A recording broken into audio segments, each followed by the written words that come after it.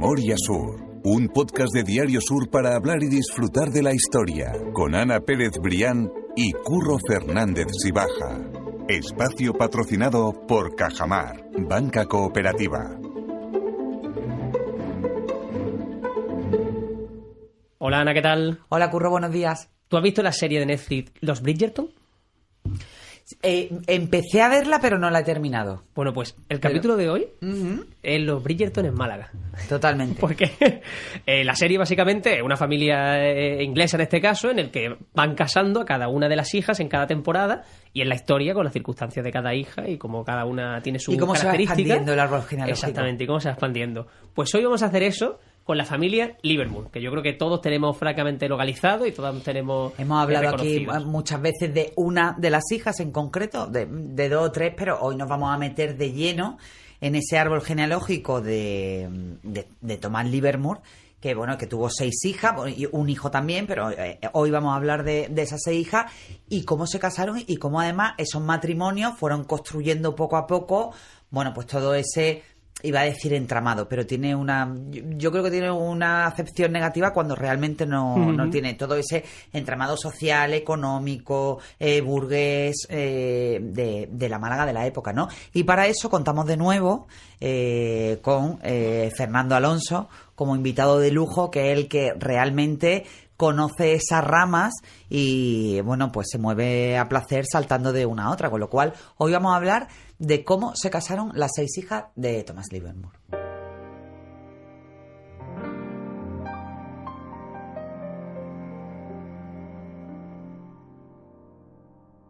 Ya dijimos que iba a acompañarnos Fernando. ¿Qué tal, por cierto? Muy buenos días a los dos y gracias por llevarme otra vez de nuevo. No, un placer, por favor. Bueno, es que funcionó también el de la casa número 1 de Málaga, que nos hemos quedado con ganas de muchísimo más. Pues sí, la verdad. Y esa noticia, ese artículo, que como siempre dejamos en la nota del podcast para que la gente pueda verlo con calma también, es el motor de lo que vamos a hablar en esta charla y es el motivo por el que hemos querido volver a sentarnos y contar esta historia que yo creo que de verdad es bastante llamativa y que se puede imaginar lo que puede llegar a ser todo eso... esos acuerdos matrimoniales, toda esa familia de esas ramas que tú decías, ¿no? Que se van creando. Tú hablabas de los Bridgerton. Yo siempre me acuerdo de esto, no sé por qué me viene a la cabeza, que no tiene nada que ver, lo de 7 novias para 7 hermanos. Pues estos son 6 hermanas para 7 super mega hombres de negocios de la época.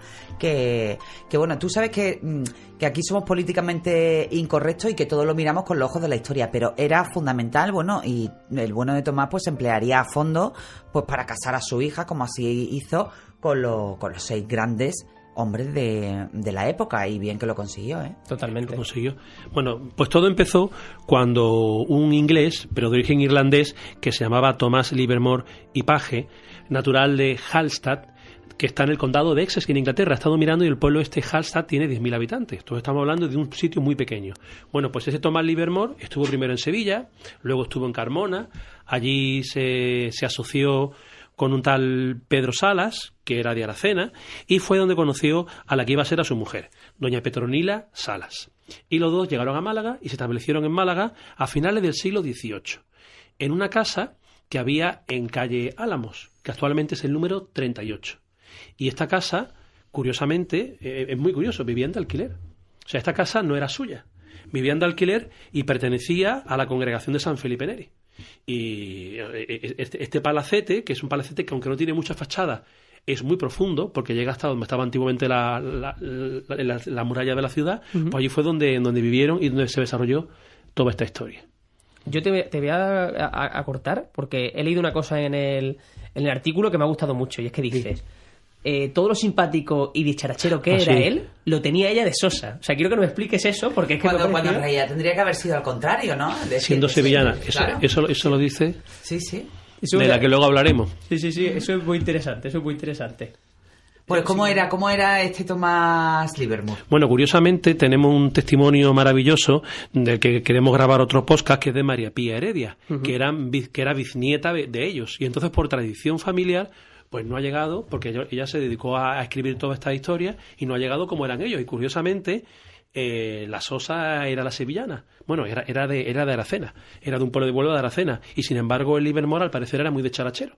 Entonces ella era muy sosa, dice su bisnieta que era muy melindrosa, que hoy lo podríamos decir que era como muy escrupulosa, Sí. muy escrupulosa. Y dice que la barandilla cogía un papelito para nunca posar la mano en la barandilla de la escalera, o que cuando había que tocar una campanita, la campanita que había que llamar al servicio, pues tiene que ponerse algún guante o algo para tocar esa campanita. O sea que era muy escrupulosa, ¿no? Y la llamaban Mamá Tolón. Esto de mamá es una cosa que también ha perdurado en mi familia. En mi familia la abuela se le llamaba Mamá Rosario, en la mía mamá, igual, mamá en la mía Trini. igual. Entonces Mamá Y a Tolón los abuelos papá. Era el nombre del abuelo, Mamá Tolón, ¿Y ¿no? eso es malagueño? El tema Yo del lo he papá escuchado o papá. siempre en Málaga de toda la vida. Yo a mis abuelos maternos, siempre a mi abuela no la conocí, pero era María Luisa. Claro. Sí. Y mi abuelo siempre ha sido, que vivió con nosotros, Papá Ricardo. Eso es, Claro. ¿no? Y mi Sí, abuela que falleció hace 2 años era mamá Ana y vivía en mi casa de toda la vida también. sí, o sea sí. que yo creo que eso es muy Sí, malagueño. pues yo decía, por eso, entonces, me gusta saberlo lo eso. que recoge María Pía es de eso, que es muy malagueño, es que Mamá Tolón le decía. Qué curioso. bueno. ¿Y a qué se dedicaba? ¿Era comerciante? Tomás Esta era comerciante Livermore, y viene a Málaga. tenía una fábrica de curtidos en la zona de capuchinos. Y al parecer pues hizo bastante dinero. Y entonces Tomás Livermore pues tenía 6 niñas. 6 niñas que eran, yo siempre he dicho que eran como 6 soles. Cuentan que al parecer eran chicas muy guapas. Yo imagino que tendrían esos rasgos ingleses del padre. Eran muy guapas y también eran muy divertidas. Y entonces, O sea, habían heredado la diversión del padre, ¿no? sí, Como ese espíritu parece que sí. extravertido. Entonces, pues eran, ricas, guapas, divertidas, pues todos los malagueños ponían su hojita en ellas. Y estas 6 niñas vienen, pues son como 6 ramas de un árbol muy frondoso y es como yo digo siempre, como el gota malagueño. De aquí vienen todas las familias malagueñas. Tomás Livermore también tiene un hijo, ¿no? Un hijo varón que fallece y eso marca también la vida del comerciante, ¿verdad? La vida del comerciante. Claro, realmente, ¿qué tú piensas? 6 niñas. Con las costumbres de la época, que quien heredaba era el varón y que se cargaba de los negocios era el varón. Estas 6 niñas pues fueron educadas a tocar el piano y a bailar y a coser, como era en aquella época. Y había que casar a las 6 niñas. Tuvo 2 hijos también. Y al parecer un niño se murió muy jovencito. Perdón, un niño se murió muy jovencito y el otro se murió en un naufragio, en un barco, con 5 o 6 añitos, muy joven. Lo enviaron a estudiar a Inglaterra. Fíjate tú, para unos padres, la importancia que le daban a los estudios. Estamos hablando de principios del siglo XIX, 1800. Estamos hablando de 1800, principios del siglo XIX. Pues lo enviaron a Inglaterra a estudiar y el barco se hundió. Se llamaban los niños John y Thomas. Uno se murió muy chico y el otro pues no llegó a adulto. Entonces solamente las que llegaron a adultos fueron las 6 niñas. Era algo relativamente frecuente en la época que tú a lo mejor tenías 8 hijos y te sobrevivían 6, pero era también algo no extraordinario en la época el hecho de que tú mandabas a tu hijo a estudiar al extranjero y bueno, y podía ocurrir algo. Aquí hemos hablado en alguna ocasión en algún podcast y hoy es que vamos a tocar transversalmente esa rama, pues que Amalia Heredia precisamente impulsa el Colegio de la Asunción porque ella tiene la malísima experiencia de niña de que 2 de sus hermanas, hijas de Manuel Agustín Heredia y de Isabel Livermore Sala, efectivamente una de estas 6 hijas de Tomás Livermore, mueren en el extranjero. Y en el caso del hijo de Tomás Livermore es que el niño salió en barco y nunca más hubo noticias, es que no hubo ni siquiera noticias del naufragio. Ellos asumieron que el hijo había muerto. Hoy eso puede parecer absolutamente loco, porque vivimos en una época donde estamos absolutamente conectados y sabes al momento cuando llega tu hijo al extranjero, incluso tú lo acompañas al aeropuerto y bueno, ahí como entre la sobreprotección y la hipercomunicación, esas cosas no pasan. Pero es que en aquella época, bueno, pues y al final yo siempre pienso una cosa y muchas veces me lo he planteado. Yo creo que por mucho que estuviéramos hablando de principios del siglo XIX, ostras, eran tus hijos. Hombre, y tanto que eran tus hijos. ¿Sabes? Aunque tú estuvieras educado en otra forma de manifestar tus sentimientos y manifestar las emociones, El que te falta al es tu hijo, final, al final, eran tu hijo. Y de hecho, hace poco hablábamos en el podcast, ¿verdad?, del testamento de Amalia Heredia, el segundo de ellos, donde realmente a ella se le ve la especial amargura por el asesinato de su hijo Manolo. Y dice en el testamento, dice, bueno, perdono a todos los que me hicieron daño, incluso al asesino de mi hijo Manolo, que hoy vamos a volver sobre esa historia, aunque sea de manera transversal, ¿no? Pero que quería hacer ese parón porque bueno, la vida sí era acomodada y era rica y tal, pero después los hijos se morían, no había esa capacidad sanitaria de hoy y las comunicaciones, bueno, pues lo hacían todo francamente difícil. Y mira tú lo que dice Ana, y si era simpático este Livermore, que cuenta a su bisnieta María Pía, que cuando se murió el niño, dice que se puso raro, dice literalmente, se puso raro y perdió toda su animación y jovialidad. O sea que este Livermore tiene que ser un tío muy alegre y muy... Y sin embargo, cuando se murió el niño, pues claro, tuvo que afectar como todo padre. Efectivamente. Pues yo creo que podemos ir a las bodas, ¿no? Vamos a empezar ya. Y si queréis, hacemos esa primera parada con la boda de Ana María Livermore, en este caso, Livermore Sala, con Miguel Brián o Brian, porque estamos viendo que aquí es donde empieza la raíz, que ahora Ana también nos va a hablar de eso, por supuesto, de los Brián en Málaga, Miguel Brián Villanueva, que era un comerciante, ¿verdad? Sí, efectivamente, era un comerciante nacido en Segovia, ¿no? En la granja de San Ildefonso. Yo tengo un poco... Fernando me ha hecho así como un gesto, como tú adelante, toro, porque ¿no? la Adelante, mía, sí, como ha sí. dicho antes, de que todas las ramas de las familias de Málaga vienen de ahí, bueno, pues la mía en concreto, efectivamente, viene de Miguel Brian Villanueva y de Ana María Livermore Sala. Yo tengo alguna información, por supuesto, que me daba mi abuela y siempre dice, bueno, que el apellido Brian es de origen irlandés también, como el de Livermore, y que al final, bueno, pues por unas cuestiones de la vida, pues terminó unido a un Pérez, pues para que no se perdiera, ¿no? Y de ahí venimos los Pérez Brián, que en realidad somos Pérez Brian, porque es irlandés, pero en Málaga son... Sí. Muchas veces a mí cuando la gente me dice, pero tú eres Brian, digo, mira, soy Brian, pero no voy a decir Pérez Brian. Claro. Entonces, bueno, mi rama familiar viene de ahí en concreto, y por ejemplo, Miguel Brian Villanueva y Ana María Livermore tuvieron un hijo, Tomás Brian Livermore, que llegó a ser obispo de Cartagena y que está enterrado en la Catedral de Murcia. Ni más ni menos. Sí, efectivamente. Y esa es la primera boda realmente que entre la hija mayor, ¿verdad?, de los Livermore Sala. Y se casaban todos en la iglesia de Santiago, que era la parroquia que les correspondía. La parroquia de referencia. Que les correspondía. Luego la segunda niña, esa es la primera, Ana María. La segunda, que era Isabel, pues se casó ni más ni menos que con Manuel Agustín Heredia. O sea, que se acabaría convirtiendo en el hombre más rico de España. O sea que ahí es nada, ¿no? El primer capitalista español. Yo creo que ella fue la que hizo una de las mejores bodas, Petronila también, pero lo estábamos hablando antes aquí a micrófono cerrado y no es un secreto para todos los que nos siguen, que al final, bueno, Manuel Agustín Heredia ya era un tipo que ya había amasado su leyenda y casi su fortuna, pero en Málaga le faltaba una cosa muy importante, que era entrar por la puerta grande de la sociedad, y eso se hacía vía matrimonio, y eso él lo consiguió por todo lo alto al casarse con Isabel Livermore Sala, ¿no? Sí. María Pía llega incluso a contar en otros podcasts que hablaremos cómo se conocieron, y es que cuando llegaban, por lo visto, por las noches había una tertulia, como era normal en las casas malagueñas, en la casa de los Livermore, y siendo Heredia muy jovencito, pues se ponía con los mayores, se ponía a hablar de cosas de mayores, y sin embargo las niñas pues se ponían a bailar con sus fiestas, y entonces pues un día Isabel le invitó a bailar, y ahí, al parecer, pues comenzó toda la historia. Incluso María Pía cuenta cómo fue la petición de mano,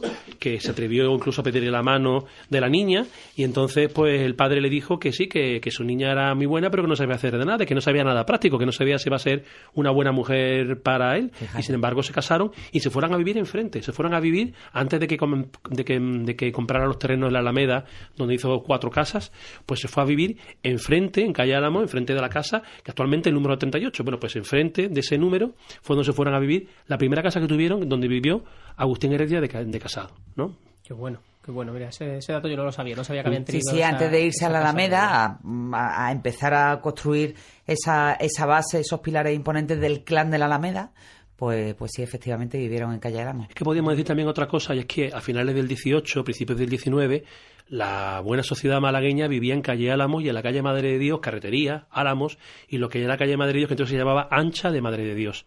Luego ya cuando la Alameda se empezó a hacer, a finales del 18, principios del 19, pues ya se trasladó a la burguesía malagueña a la Alameda. Y de ahí viene el clan de la Alameda. Sí. Y luego ya la tercera zona buena pues ya fue la Caleta y el Limonar. Pero la primera zona así malagueña propiamente potente de la burguesía era lo que por eso estaba allí ese palacio. Incluso con el palacete en la Alameda, y después la finca de recreo o de ocio, de esparcimiento, estaba efectivamente en Calle Álamo está el Palacio de Cropani, que es donde está el ascensor más antiguo que se conserva en Málaga, está allí, en ese Palacio de Cropani, ¿no? O sea que la calle Álamo también fue una calle señorial en su momento. ¿Quién fue la tercera hija de Tomás Livermore? Bueno, la tercera hija fue María Dolores. Tenemos la primera Ana María, la segunda Isabel, la tercera María Dolores. María Dolores se casó con José de la Cámara, que también se dedicaba al mundo de la industria y de los curtidos. Yo creo que fue el yerno que mejor congenió con el suegro, porque quizás los dos se dedicaban a lo mismo. Incluso llegaron a hacer negocios juntos y formaron la compañía Livermore y Cía. Y bueno, la boda en la iglesia de Santiago de María Dolores y José de la Cámara tuvo como padrinos a Manuel Domingo Larios y Manuel Agustín Heredia. O sea, a Larios y a Heredia.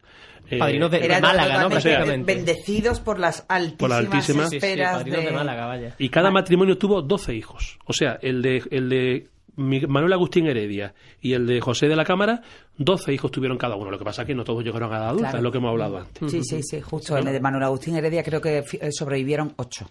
Sí, pues efectivamente. Que no llegaban al final a es la pérdida de 4 hijos, pero madre mía, me parece alucinante lo de los padrinos de la boda. Manuel Domingo Larios, segundo Marqués de Larios, el de la estatua de Calle Larios, que siempre lo recordamos, y Manuel Agustín Heredia. Increíble.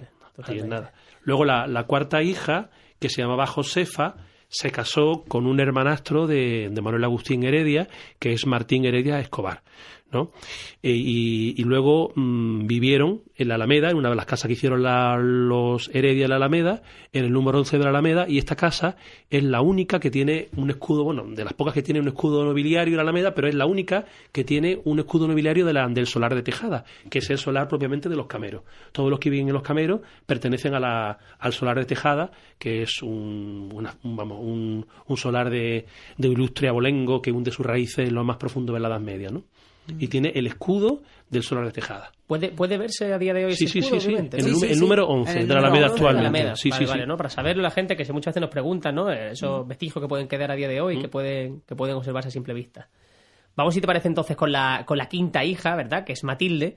Y Matilde se casa nada más y nada menos que con Serafín Estebanes Calderón, que por situarlo, yo creo que todo el mundo ya lo tiene en la cabeza, escritor y también tío de Cárova del Castillo, ¿no? Para Basinri, si cabe. Y el que se encargó de su educación, el que estuvo en Madrid. Su mentor.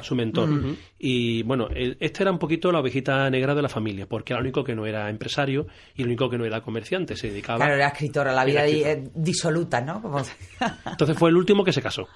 La última niña que se casó, porque no veían la familia con buenos ojos que se casara con un escritor, que aquello era poco productivo para ellos, ¿no? Y entonces, como al parecer no estaba muy bien integrado en la familia Serafín Estebanes Calderón, pues él fue el que se inventó con retintín lo del clan de la Alameda. Él se inventó para referirse a todos sus cuñados que pertenecían a ese clan de la Alameda. Y este Serafín Estebanes Calderón era lo que podíamos considerar un auténtico personaje.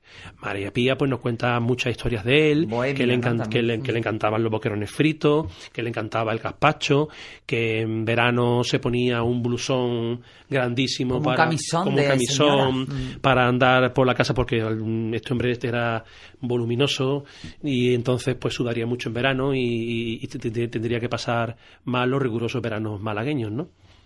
Qué curioso. ¿No? Eso supongo que también te da esa actitud, ¿no? Como de liberal o de bohemio, en definitiva, ¿no? Sí, al final, de poco ajustado a los convencionalismos de la época. Y a la familia, en definitiva. A mí particularmente la boda de la sexta de las hijas de Petronila, o junto con la de Isabel, son las que me parecen más fascinantes de todas, que se casó nada más y nada menos que con el Marqués de Salamanca, con José de Salamanca Mayol, ¿no?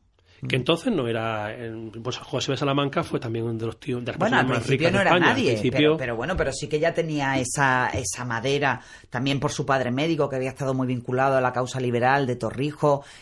Aquí hemos recordado en alguna ocasión que José de Salamanca, pues siendo apenas un adolescente, el padre lo manda a Madrid a intentar interceder por Torrijos para que no lo fusilen, y va, como se dice en las crónicas, reventando caballos, ¿no? Yo creo que eso al final forja una personalidad en José de Salamanca, pues que lo convierte después también, con ayuda de su cuñado, con Manuel Agustín Heredia, que le hace el primer préstamo para que él se pueda meter en el negocio de las minas de sal, que es todo lo que bueno, todo lo que inicia esa leyenda también del Marqués de Salamanca, y que después el Marqués de Salamanca le devuelve, bueno, al cabo de los años, con una nota. Dice, te devuelvo las semillas y los frutos que me dejaste a mí. Es que la historia, además, también la vinculación de Manuel Agustín Heredia con su cuñado me parece muy potente, ¿no? A mí me encanta la historia de la anécdota, que parece que es real, la de cuando fue con Torrijos, cuando fue a pedir el indulto de Torrijos. La clemencia, sí, llegó demasiado tarde porque ya había venido a Málaga la orden de ejecución. A uña de caballo, ¿qué podía tardar un caballo en ir un hombre a caballo desde Málaga a Madrid? 4 o 5 días, sí, claro. Sí, una barbaridad. Y claro, un adolescente, o sea, el arrojo que tendría este hombre... Y la vuelta que tenía que notificarlo, digamos, también, obviamente. Claro, y evidentemente, bueno, era Fernando VII para indultar a alguien. Entonces, no lo consiguió nada. Pero ya demuestra ahí el talante, las garras, el espíritu que tenía este hombre ya siendo tan joven. Bueno, José de Salamanca, que le dio el nombre al barrio de Salamanca en Madrid, que ahora mismo es el barrio típicamente burgués de la capital de España. El top. Y bueno, José de Salamanca se arruinó también varias veces, se volvió a enriquecer varias veces, y al parecer yo también he leído que él se dedicaba, en un principio, era como el apoderado o el encargado de los negocios de su cuñado en Madrid. Mientras él sé que Manuel Agustín Heredia estaba en Málaga, él era como su representante en Madrid. También viajaba mucho por París, por Londres, haciendo negocios y vamos, sí, además era un tío súper excéntrico. Era cuando estaba en Madrid le conocían como el príncipe, bueno, y él llegó a robarle nada menos que el cocinero a Napoleón III, al emperador, que estaba casado con Eugenia de Montijo, que ya hemos contado aquí la historia.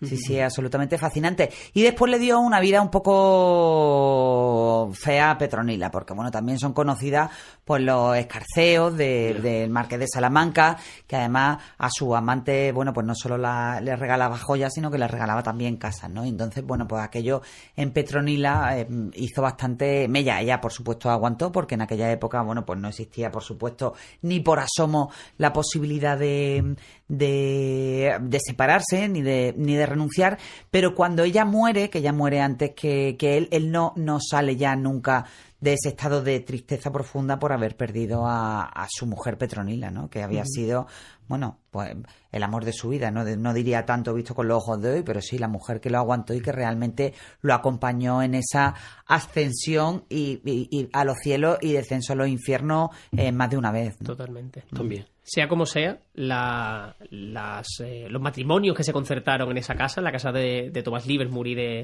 y de Petronila Salas, perdón, exactamente, desde luego fueron acertados con los ojos de la historia y con los ojos de que en definitiva querían dejar ese legado, como tú decías, sabiendo que eran 6 mujeres y que en definitiva no tenían un hijo al que dejar ese testigo, ¿no? Y yo creo que igualmente tiene mérito, mirándolo con esos ojos de la historia, como decimos. Sí, al final la operación salió redonda, porque los hombres aportaban el patrimonio y las mujeres aportaban el estatus. Exactamente. Con lo cual, todos contentos. Eso es. Y lo que vamos a cerrar el podcast es con una cosa muy chula que está al final de ese artículo, y son las libermuradas, ¿no? Por decirlo así. Y son excentricidades que, como tú decías, esta familia tenía y que se dejan ver en anécdotas y en recuerdos que la gente que estaba en torno a ellos deja o recuerda sobre alguno de los personajes que llevaban ese apellido. Claro, porque ya dijimos que la fundadora del clan, Petronila Salas, la que era de Aracena, que era bastante sosa, era como muy escrupulosa y era muy especial. Y parece ser que esos genes pues los fueron heredando las hijas, los nietos, etcétera.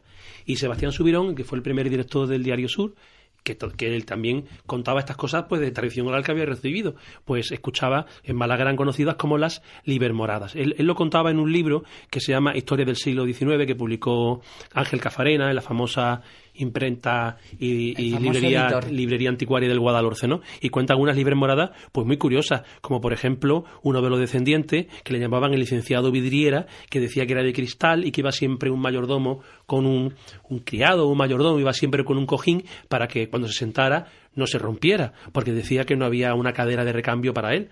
O por ejemplo, un Livermore que decía que siempre había que hacer las cosas 3 veces. Y esto a mí me parece una cosa divertidísima. Fascinante. Porque desayunaba 3 veces al día, se vestía 3 veces, y claro, para vestirse 3 veces hay que desvestirse 3 veces. Claro. Pero es que luego subía las escaleras y bajaba las escaleras 3 veces, porque estaba convencido que las cosas salían bien solamente a la tercera. Entonces había que hacerla obsesivo-compulsivo totalmente. Toc total. Sí, ahora me está recordando una película esa de Jack Nicholson, que es buenísima. Pues así hemos tenido también en Málaga. Y el patriarca don Tomás Livermore y Page, que a mí me parece una historia entrañable, se murió en Calle de la Victoria un día de difunto, el 1 de noviembre, cuando iba a llevarle pues flores a sus hijos difuntos, ¿no? Claro, Calle de la Victoria era el camino para el cementerio de San Miguel. Cuando este hombre vivía en Calle de Álamos, pues cogería la Plaza de la Merced, Calle de la Victoria, y luego por Cristo de la epidemia, el camino natural para llegar al cementerio de San Miguel. Claro. Y se murió de una apoplejía, ¿no? En mitad de Calle de la Victoria, una parada cerebral. Y se murió octogenario. Octogenario, sí, efectivamente. Sí. Y otra de las Livermoradas que yo me acuerdo que leí, que tengo aquí delante, que acabo de recordar, cuando hablas de Tolita, Petronila Livermore, ¿no? Que cuando se traslada a Madrid con su marido, con el marqués de Salamanca, decide llevarse a todas sus gallinas, ¿no? Que tenían en la Alameda, claro, entonces estas casas no son como las casas de hoy, estas casas tenían corrales y tenían jardines, jardines, tenían a lo mejor un pequeño jardín, pero tenían un corral para tener gallinas y tomarse los huevos frescos. Bueno, pues el problema de las gallinas no era tanto llevarse las gallinas a Madrid, sino era que las gallinas podrían estropear el parqué del palacio que tenía el marqués de Salamanca en la Castellana. Y entonces no se le ocurrió otra cosa que ponerle a las gallinas unos patucos bordados a mano para que no... Es otra de las Livermoradas, claro, eran cosas que nos parecen hoy extravagantes, pero que a ellos les parecían normal. Totalmente. Bueno. Me parece una anécdota absolutamente deliciosa. Totalmente. Pues Fernando, una vez más mil gracias, que es que da gusto también porque sale muy natural esta charla, de verdad. Pues sí, aquí podíamos estar hasta mañana. De verdad. Lo que pasa es que, nos tenemos que ajustar al tiempo del podcast, pero es que son historias deliciosas y sobre todo es que hoy hemos visto realmente la semilla de ese árbol enorme, ¿no? Sí. Y yo creo que tú también, Ana, tú y yo, estamos acostumbrados a llevar el podcast y cuando viene alguien de fuera que nos cuente esa historia, también nos sentimos más cómodos. Pues de verdad, que mil gracias, Fernando. Nada, muchas gracias a vosotros otra vez. Y Ana, nosotros nos vamos a seguir escuchando la semana que viene con más historia, así que mil gracias. A ti siempre, Curro. Memoria Sur es un podcast de Diario Sur. Escucha un nuevo episodio cada semana en iVoox, Spotify, Apple Podcasts y consulta las referencias de este episodio en diariosur.es.